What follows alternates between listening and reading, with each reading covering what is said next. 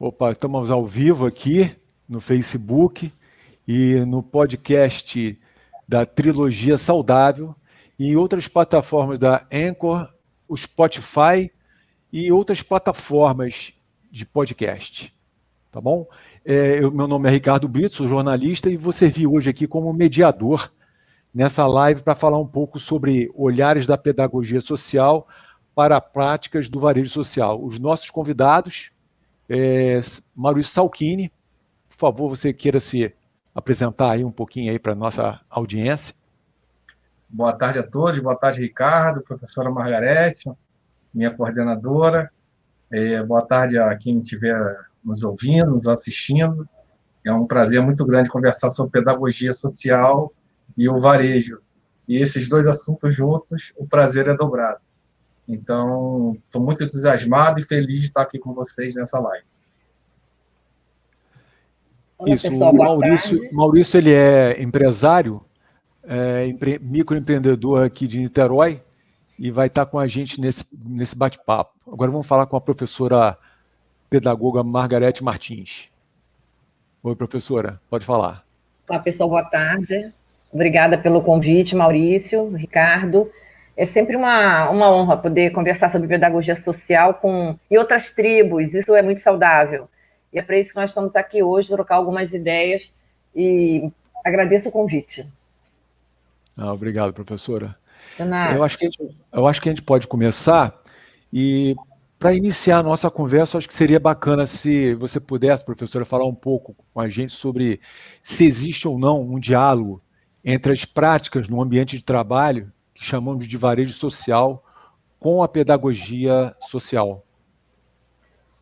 Você sabe que uma das coisas mais importantes que eu acho que existe na academia é quando a gente vai se dando conta e aceitando que a gente aprende o tempo todo, e principalmente com aqueles que pensam, né, que a gente pensa que um dia pode orientar.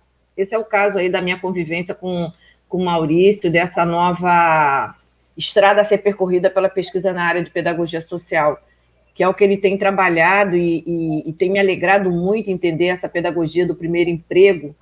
E nós acompanhamos esse trabalho com o Maurício, acreditamos que haja, assim, total diálogo, e é totalmente possível você conversar sobre essas situações que vocês envolvem, que é tão novas, são situações muito novas para nós do mundo universitário, que trabalhamos dentro de determinados padrões de pesquisa.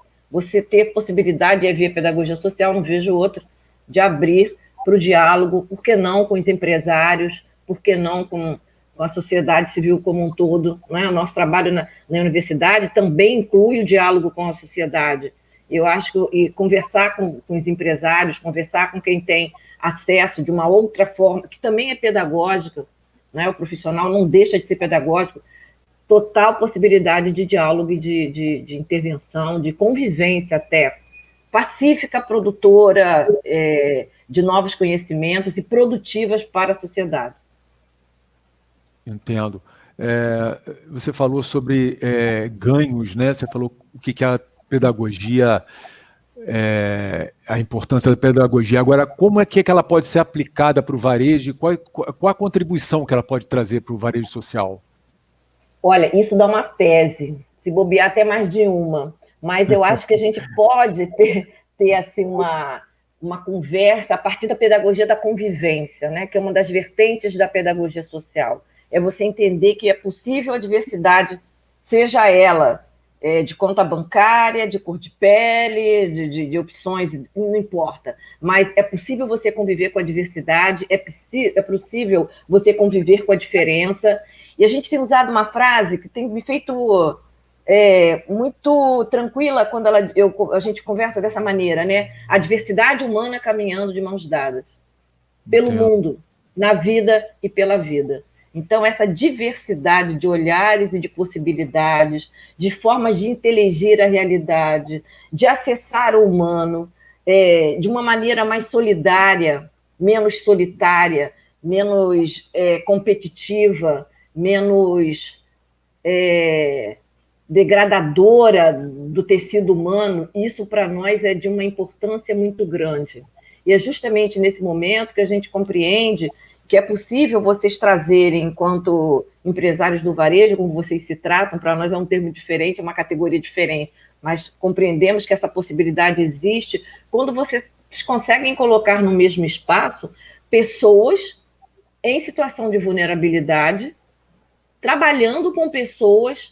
Quer dizer, vulnerabilidade é uma condição humana, todos nós somos, né? Mas esses mais vulneráveis economicamente falando, na possibilidade de tirar, por exemplo, da convivência com o tráfico, por exemplo. Quando você abre um espaço, ele estaria solto numa comunidade, ele poderia estar no local de trabalho. Então, eu acho que essa, via pedagogia social, a gente enxerga esse processo que o Maurício tem trazido para nós como um trabalho que toca almas, que resgata a vida, que estabelece pactos, que trabalha em prol da humanidade. Essa é a forma como nós enxergamos a contribuição do Maurício à pedagogia social da Universidade Federal Fluminense. Quer dizer, falamos também que a pedagogia social é para muitas pessoas, não é para poucas pessoas. Então, é um banquete onde todos podem sentar ao redor da mesa. Portanto, é o empresário, é o jornalista, é o cientista de qualquer área, é também o professor e não só, é o assistente social, é o psicólogo, é o médico. Então, as nossas turmas de extensão, com 300 pessoas, presencial, como nós tivemos condição de viver, 350, né, antes da pandemia, você se vê do PM sentado lá ouvindo, participando, a médicos e merendeiras e pessoas que trabalham com limpeza, serviços gerais. Então, assim, todos podem fazer alguma coisa a partir de onde estão com o que tem para alguém. E é essa possibilidade que eu vejo o Maurício fazendo. E foi uma metodologia que nós trabalhamos nos conectados em plena pandemia, fazer o que você puder com o que você tem, de onde você está. Então, o Maurício conseguiu criar uma metodologia possível de acesso ao outro a partir de onde ele estava, com o que ele tem. É a maior delícia que envolve a cultura, que é o projeto dele, que traz o trabalho e traz a cultura. Isso para nós é muito importante. E é uma abertura de portas muito novas para a universidade, que até determinado momento a universidade não pensava em trabalhar um curso em que tivesse empresários envolvidos, porque nós trabalhávamos para formar, e trabalhamos também, é claro, e devemos trabalhar, com uma pedagogia que atende à escola, mas não só, atende à sociedade. E vocês, quando empresários, estão na sociedade. Nós estamos. E é preciso dar os braços. Porque se a gente começar a saber só de educação, a gente vai saber muito pouco sobre educação.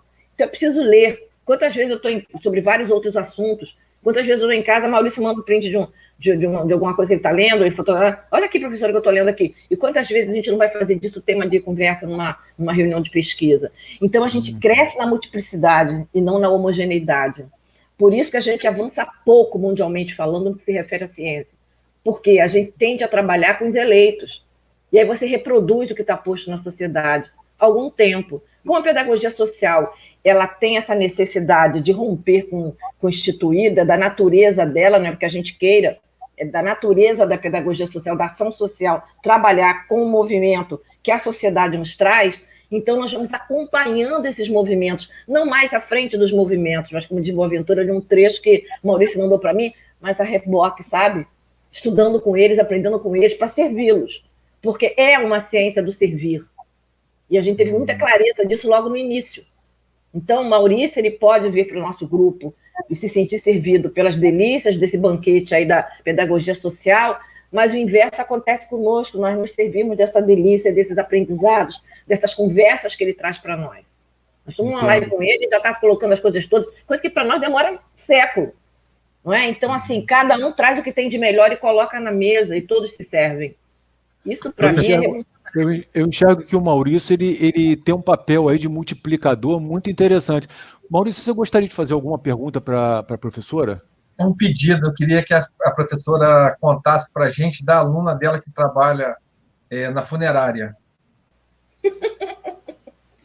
Pois é, não é? Eu, quando comecei a trabalhar com a pedagogia social, eu achava que era de escola, porque eu sou cria de escola, ia trabalhar com pedagogia social da escola, e agora, 15 dias atrás, eu criei uma lâmina que estava assim, quem aceita a rosa, aceita os espinhos, né? A pedagogia social, ela traz sofrimento também, porque a gente trabalha com os meninos em privação de liberdade. Eu falei, bem, eu pensei que eu já tivesse visto de tudo, né? Porque eu trabalho com escola, começo com escola, e escola para promover vida, paradigma que tem a ver com a libertação humana, e acabo na funerária, que é uma aluna de curso de especialização, que, aliás, o nosso curso eu soube ontem, Maurício, que é o primeiro no Brasil, não tem outro em pedagogia social. Nós estamos indo para uma conversa, até porque tive que botar o Face em ordem por isso, o pessoal do São Paulo, Minas, Brasil, para pensar na lei para reger a pedagogia social. E nós somos, assim, o primeiro em fazer especialização. E a Elite Aluna, naquela concepção em plena pandemia, fazer o quê? Sua pesquisa de onde você está com o que você tem. Não pode parar. Ontem mesmo eu recebi um aluno da especialização e dizia para o orientador que não chegava os resultados. Eu falei, essa é a pesquisa dele, eu não chegar aos resultados. Essa aluna, como trabalhava no hospital, ao lado do hospital, numa funerária, e ela não podia sair dali para fazer a pesquisa, falou, professora, eu vou fazer o meu trabalho aqui na funerária. Quantas pessoas, jovens, adolescentes, crianças, perdem seu pai e sua mãe da pandemia, perdem a família toda, só ficam os filhos. E não tem uma orientação de como eles podem ter acesso a um serviço funerário. Eu brinquei com ela, aceitei, achei ótimo, dei maior gás para ela poder fazer, com o orientador dela, e disse assim, pois é, nós começamos na escola e acabamos na funerária, né? Porque é isso que a gente faz. Onde tiver ser humano em situação de vulnerabilidade, tem pedagogia social. Oi, Adriana, boa tarde. Tem pedagogia social e isso é muito bom para nós. Não sei se eu contei no tom que você gostaria, mas a história é muito essa. A gente caminha do amor à dor, né, para apoiar o ser humano naquele momento. As pessoas ficam pensando, uma pesquisa para especialização na funerária, aí eu pergunto, por que não? Não é? Uhum. Já tivemos uma que trabalhava ali naquele coisa de cobrar pedágio, né? Na praça de pedágio, não podia sair dali. Local erro. Ela fez o trabalho dela de portfólio dentro do trabalho, do espaço de trabalho, pediu autorização. Virou um projeto para a empresa de comunicação interpessoal. Então, assim, a gente pensa que tem que ter as condições ideais. A pedagogia social diz para nós que não, que são as reais. De onde você está, com o que você tem. Entendi. Esse é o verdadeiro encontro.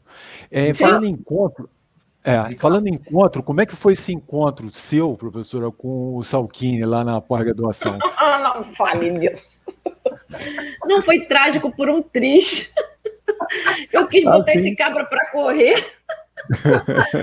E não foi brincadeira. Mas, assim, o concurso é público, bate a porta da universidade, quem quiser, do jeito que pode. Mas hoje, Maurício, eu não sei por que cargas d'água, eu estava me lembrando da primeira vez que eu vi você entrando na sala de aula, com um buquê de flores na mão, com o Arthur ao lado. Sim, foi assim que eu conheci Maurício. E a gente, toda a banca se entreolhava e perguntava, quem é essa criatura aí, pairando aí sobre ele? E era o Maurício. Depois eu encontro com o Maurício fazendo, você deve lembrar bem disso, concurso para ingresso nesse curso de especialização. E aí a gente tem, mesmo que tentando ampliar o número de vagas, você tem que seguir todo o edital, tudo direitinho, e tem os critérios. Eu me perguntava, quando olhava o currículo dele, o que esse cara quer fazer aqui? O empresário não tem nada para conversar com a gente.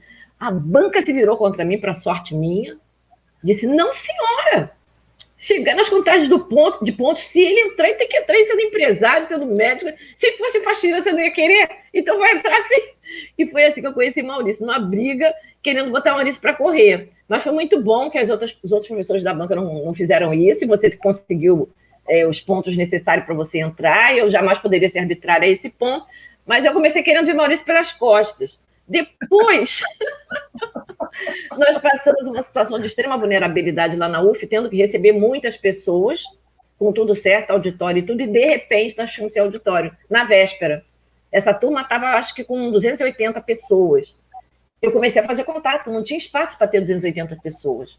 E naquele momento eu já tinha ligado para todo mundo, eu falei, eu vou jogar toalha, vou correr atrás do Maurício. Já no final, já tinha secretária de educação, tudo que vocês possam imaginar. Aí eu falei, Maurício, olha só, minha situação é essa. Peraí, professor, um instantinho. E ele ia colocando no WhatsApp quem ele já tinha recorrido e as respostas, porque eu as recebi antes dele.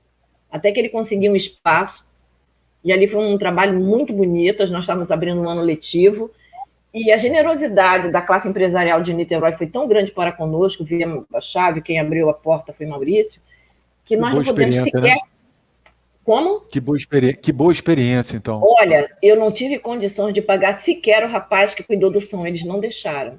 Da água, no auditório, para você ter uma ideia, top de linha, né? Muito acima do que a gente está acostumado a trazer as pessoas. E não sei como foi, mas era suco, era torrada, era água, era tudo que você possa imaginar, um auditório maravilhoso. Não consegui, eles não deixaram. E aí, quando eu fui agradecer e tal, as pessoas minimizaram o que aconteceu. Não, tá tudo certo, professora, assim mesmo, não sei o quê. Aí eu fiquei pensando assim, caramba, como é que são as coisas, né? para quem precisa, é um fato enorme, heróico para a pessoa que fez, não é nada, sabe? Não custou nada. E assim a pedagogia social se move. Você dá aquilo que não te custa nada, e quem recebe, recebe como se fosse a salvação da lavoura, como foi. Sim. Então, aí eu comecei a costurar com mais reflexões mais profundas ainda sobre a participação, sim, de outras pessoas que são cada vez mais diferentes de nós.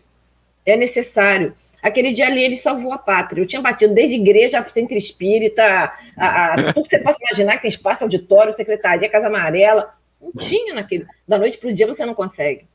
Professora? Obrigada, Maurício, mais uma vez. A senhora tem todo o meu esforço sempre, por causa do movimento. Ricardo, eu queria fazer uma correlação do que a professora falou com o treinamento CULT, aquele projeto que a gente vai até os espaços culturais treinar a nossa galera, sabe?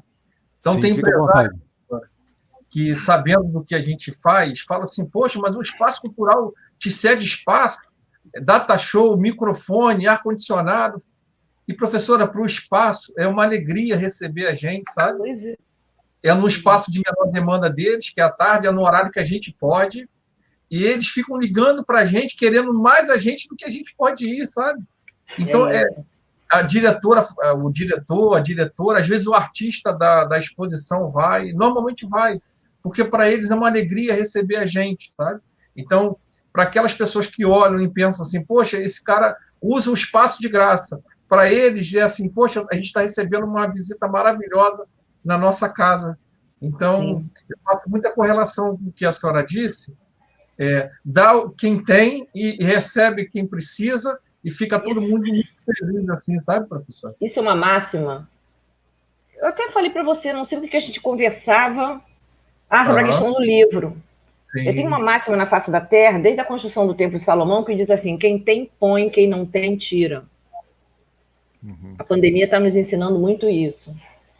Também uma coisa assim, na década de 90 eu fui fazer uma palestra, eu gosto de chegar antes, ficar conversando, olhar a sala, né, dar uma energizada e tal. E aí tinha assim um quadro onde estava escrito assim, quem quer fazer alguma coisa arruma um jeito e faz. Quem não quer arruma uma desculpa. Isso é uma máxima para nós, viu, da pedagogia social. Então o espaço está vazio. A visita de uma pessoa dessa, naquele espaço, pode mudar a vida para sempre.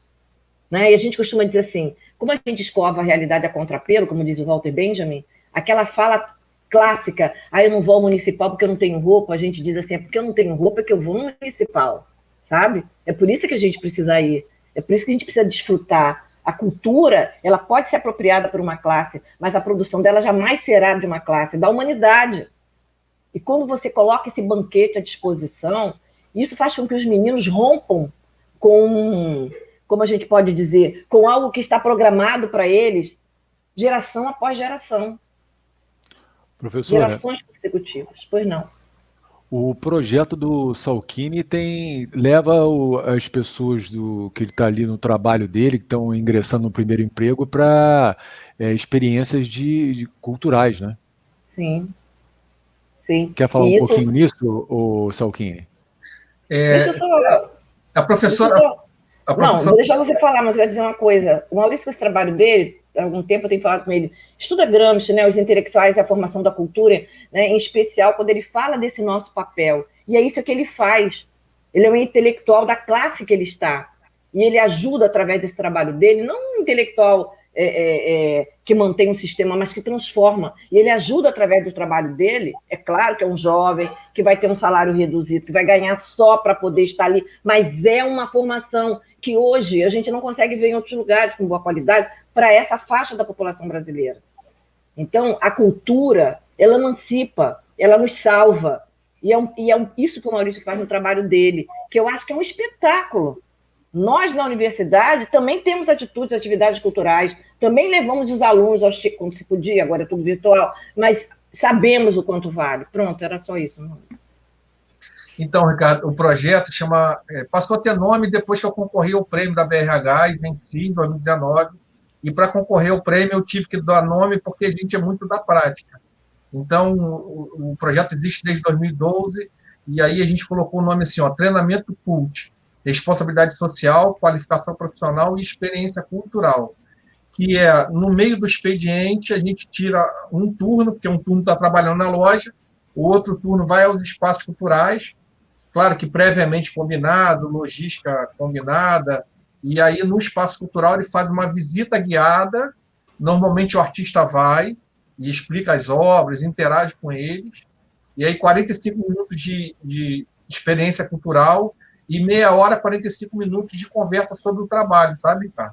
E aí essa conversa sobre o trabalho no espaço cultural, no auditório, às vezes numa sala grande, já teve até conversa sobre trabalho no próprio ambiente da exposição. E aí, professora, o artista chegou, chama Pierre, ele é professor da USP, não sei se a senhora conhece ele. E ele sentou junto à roda, e ele conhece as minhas práticas e começou a conversar. Quer dizer, é um francês com origens na África, vivendo no Brasil, professor da universidade, batendo papo com eles numa roda, sentado no chão, hein, cara. Foi uma cena linda. Mas, professora, o que eu defendo assim, para o pequeno empresário é que vários momentos podem ser pedagógicos e pedagogia social sem necessariamente ter espaço cultural, ter uma estrutura. Por exemplo, eu fui convidado, Ricardo, por uma cooperativa de crédito, a Cicobi. Eu não estou fazendo propaganda, não ganho nada por isso, mas eu acho que eu posso dizer a marca. E aí eles querendo interagir comigo comercialmente, eles também têm um instituto. Então, esse trabalho social chamou a atenção. Então, tinha lá o instituto, o presidente e a parte comercial. E aí, o que eu faço, Ricardo? Eu convido uma gerente minha, chamada Dayana, para ir comigo, sabe? E aí, em determinado momento, eu falo, Dayana, conta para eles como é que a gente treina o nosso time. Aí a Dayana coordena esse projeto cultural, porque hoje, o que eu faço no treinamento cult, aí é o treinamento cult, porque a logística pertence tudo a eles, o lugar, a definição do lugar, o horário, a logística, a relação com o diretor do espaço, pertence tudo a eles. E aí a Dayana contou da experiência, mas a reunião durou 1 hora, a Dayana contou isso em 5 minutos, e ontem eu recebi, professor, um WhatsApp da Dayana, e eu posso contar, que ela disse assim, Maurício, como eu me senti feliz ali, aquela mesa, reunião, pessoas importantes, e eu aprendendo como lidar com essa situação, como negociar as informações, porque eu tenho um jeito assim, cara, muito transparente. Eu coloquei para ele a fragilidade do sistema de cooperativa, ele me deu a resposta que ele achou que podia dar. Então, e ela vendo aquilo tudo acontecendo, dizendo assim, como isso tem sido importante para a minha vida pessoal, essas relações, e você me inserindo nisso de uma maneira muito natural. Aí, Ricardo, quanto é que custa? Custa 1h30 do trabalho dela, porque ela está no trabalho dela. Eu não faço isso fora do expediente. É muito pouco para a formação, para a maturidade que eu estou desenvolvendo na gerente da minha loja, sabe, cara? Então, sim, ela que é responsável por formar outras pessoas, por liderar outros processos, por cuidar de fornecedor, ela vendo ali a forma que eu lido com aquela reunião, né? A antecedência na chegada, a tratativa educada e gentil com as pessoas, a verdade sendo posta à mesa. Você não precisa... Para ser gentil, você pode ser gentil colocando uma dificuldade. Ó.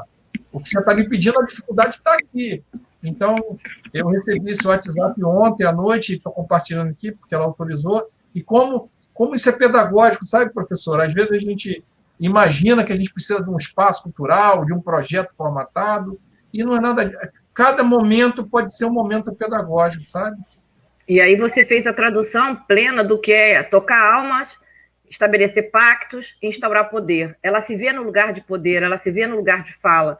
Olha só como é que é interessante, Maurício, eu gosto muito dessa experiência, porque a gente conversa assim, na pedagogia social a gente faz pesquisa com, e não sobre, né? E aí é o que você faz um trabalho com eles, não é? E não sobre eles. E isso faz toda a diferença, né? E as pessoas se veem capazes de estar naquele lugar. Isso é muito importante. Eu achei interessante a forma como o Maurício cedeu o espaço, deu o espaço de fala para ela, valorizou. E se alguém, por acaso, tiver um gap de autoestima, alguma coisa, esse serve já como um tratamento, né? Como uma valorização, como uma experiência que às vezes para a gente não significa, mas para eles podem significar muito. e parece que ela já deu meio que um feedback, né? Se é que eu entendi o que o Maurício falou, já meio que deu o feedback que isso funcionou muito para ela, né? Ela entendeu bastante bem, vivenciou isso de uma forma diferenciada. E um outro desenvolvimento que eu faço também é dar retorno sobre os movimentos, sabe, professor? Eu peço, porque assim, professor, as pessoas que sofrem muito, elas criam uma comunicação assim, é muito interessante, assim. Eu não tenho nada para falar, ou seja, eu não tenho nada para reclamar. Quem sou eu para falar? Aí eu digo assim, a primeira vez assim que eu reúno eles, vamos pensar sobre a empresa. Eu não tenho nada para falar, tipo assim, tá tudo bem, eu não tenho nada para reclamar. Aí eu falo assim, não, mas vamos esmiuçar as qualidades da nossa empresa. Aí a gente esmiuça, né? Claro que algumas coisas falam para me agradar, que é normal essa relação, né? E aí eu chego na parte assim, agora vamos pensar nas oportunidades de a gente melhorar. E aí sai, sabe? E aí eu vou trabalhando essa coisa de dar o retorno também. Como é que você se sentiu? Não é só dizer que quando se sentiu mal. Diga também para a gente quando você se sentiu bem, quando você está feliz. Tem um fenômeno interessante, né? Há um tempo atrás, aí já tem um bom tempo, nós íamos abrigar um congresso internacional de orientação educacional. E a minha orientadora virou para mim, já está no andar de cima, falou para mim assim, olha, nós vamos abrigar um congresso internacional de orientação educacional. E você vai, ela falou assim, você vai organizar, eu era ainda assistente de pesquisa, você vai coordenar uma oficina. Aí eu olhei para ela e disse assim, vou? Ela disse, vai. Olha só, a primeira frase. Bom, se ela diz que eu vou, eu vou. Ela é a chefe, ela é a coordenadora. Ela disse que sim, eu tenho condições, eu vou fazer. Ela tem mais. Será das 18 às 20, depois de um dia inteiro de trabalho, de produção. O que é uma oficina, né? Além de você conviver com todos aqueles materiais, você tem que produzir teoria. E aí você tinha que tirar leite de pedra, porque o povo está exausto, está fora do país. O negócio foi tão bom, publicamos e tal. Então é isso, sabe, Maurício? Eu vejo essa situação. O chefe está dizendo que eu posso. Ele está dizendo que eu vou, ele enxerga. Só isso é 50% das situações resolvidas. Os outros 50%, ele vai atrás, porque o chefe disse que pode. Que eu posso estar ali, que eu posso fazer. Isso vale. Olha, ele sabe que é isso que eu faço no grupo de pesquisa, né? Exatamente. Eu contrato o trabalho e divido para o pessoal. As pessoas ficam assim. Mas eu vou fazer? Vai. E aí a gente descobre um caminho próprio de fazer. É claro, altamente supervisionado, acompanhado. Mas é abrir esses espaços do novo. E aí a gente se sente capaz daquilo que nem sabia que sabia. Isso é lindo, né? É lindo. E se não fosse você estar com eles, por dentro, trabalhando, você não saberia como ter sucesso na empresa. Porque eles têm a chave, eles vivem, eles têm o segredo. Não é o chefe que está por fora, sabe? Eu ajudei a entregar a CIEP nesse estado inteiro e fui trabalhar num deles. E aí, final de obra, mudança de governo. E aí tinha um show de rock em São Paulo, o engenheiro estava doido para ir embora na sexta-feira, e estava desesperado, me chamou e falou, professor, olha só, eu estou embora, tem um show de rock daqui. Eu até fui depois, mais tarde que ele. Ele falou, olha só, eu tenho que ir agora, mas eu vou dizer para a senhora, eu só assino papel, quem sabe de tudo é ele, que era o chefe de obra mais bem pago de uma determinada companhia de construção do Rio de Janeiro. Ele falou assim, ó, tudo que eu só precisar pergunta a ele. Aqui está meu telefone, tu liga para ele que você vai do que eu. E é isso, sabe? Quem está na prática, senão não precisaria ter pesquisa. De onde que a gente tira a teoria se não é de quem está vivendo a prática? Tem que, é aquela coisa que eu gosto muito de dizer, né? Bola no chão que o jogo é de botão. Porque, assim, no miúdo, né, nós trabalhamos com a teoria da física quântica, não da física clássica, sabemos que existe um universo no microespaço de poder ali, existe ali uma relação de força, de compreensão e de conhecimento. Agora, a gente tem que saber dialogar com eles para entender, aprender a ler com eles como eles leem, não é? Aquela nova possibilidade. Eu acho que isso é fantástico. Aproveitando aí que você falou de leem, numa determinada empresa que eu trabalhei, a gente teve o acesso à Cátedra Unesco de Leitura com a professora Eliane Yunis, e lá a gente, através desse trabalho de leitura do mundo, né, não é leitura do abecedário, né, que a gente exatamente fez isso, a gente valorizou, eu estava vendo o Salchini aqui falando, a gente valorizou as experiências de cada um, as capacidades de cada um, e quando vem essa autoestima, é valorizado. Nossa, como a gente aprende com essas pessoas, muito. Isso é revolucionário, viu, Ricardo? Isso toca a alma das pessoas, transforma vidas. Pessoas que têm gerações uma atrás da outra de interdição, já nasceram acreditando que não são capazes, que o espaço não é para eles. E aí você vê e diz, você aposta. Olha, eu nunca dei um nó, um ponto sem nó com isso. Nunca perdi um. O nosso grupo hoje tem 25, mas já passamos por mais de 8 mil pessoas dentro da universidade. Nunca perdi um passo desse. Nunca. Sempre terminou em dança, sempre terminou em arte, sempre terminou em promoção humana. Entendi. E é isso que é pedagogia social, sabe? É aquela que não marca o cara com X e diz assim, ó, esse não vai. A gente trabalha a favor daqueles que geralmente tudo está movido para ele não ter sucesso. E veja, Maurício faz isso na empresa, eu faço isso na universidade. As pipas que tem por aí fora do Brasil, inclusive não só no Brasil, fazem isso. Entendo. Fazem isso. Então é possível acessar essa área do conhecimento humano, essa forma de se comportar. Nós trabalhamos com uma categoria, Ricardo, chamada Engenharia Humana Reversa. Pegamos moleque, todo mundo diz assim, esse não vai, esse aqui a mãe não foi, o pai não foi, também não vai. A gente traz o cara para o sucesso, porque ele entende que ele pode. Agora, ele tem que querer, né? A gente não tem varinha de condão, não. Professora, eu fui convidado para fazer um estudo, e pode até ter algumas novidades em relação a isso, de propor a qualificação já na escola, sabe? Isso é ótimo, eu gosto disso. O que eu procuro colaborar nesse grupo? É que os meninos, eles precisam cuidar desse projeto, e não ser para eles, é ser com eles. Então, eu dou um exemplo. A gente não vai trazer a carteira de trabalho para eles. A gente vai trazer os contatos. Eles vão organizar, eles vão arrumar a escola.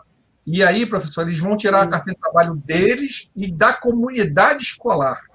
Né? Isso é emancipação humana. Isso. É isso. E aí, professor, eu fui um pouquinho mais adiante. Eu disse assim, olha, e não adianta também a gente, quer dizer, se a gente formar os jovens e depois chamar as empresas, ok, é muito legal. Mas se a gente fazer com a empresa, é muito mais forte, sabe? Claro, então, no setor do projeto, as empresas têm que estar dentro. Então, e não chamar elas para o final da festa. Chama para o início da festa. Não, para o processo, né? Porque se não está ali no processo, não vai ter força, não vai ter coração, não vai estar de cor, ele não vai estar envolvido. Ele não vai vestir a camisa nunca. Né? Agora, veja como é que isso é importante em plena pandemia, a conversa que a gente está tendo aqui, onde tantos estão fechando as portas. Né? E aí eu vi o Maurício com essa garra, com esse trabalho dele de pedagogia do primeiro emprego. Fiquei, gente, como é que a gente cria a vida, né, da morte? Que é o que a gente tem feito aí durante já vai para 2 anos daqui a pouco, né? Ou enlouquece, ou a gente trabalha, que foi o que eu perguntei quando começou a pandemia, eu perguntei ao grupo de pesquisa, vamos ficar com a boca aberta, cheia de dentes, esperando a morte chegar, como diz o Raul Seixas, ou vamos trabalhar? Vamos trabalhar.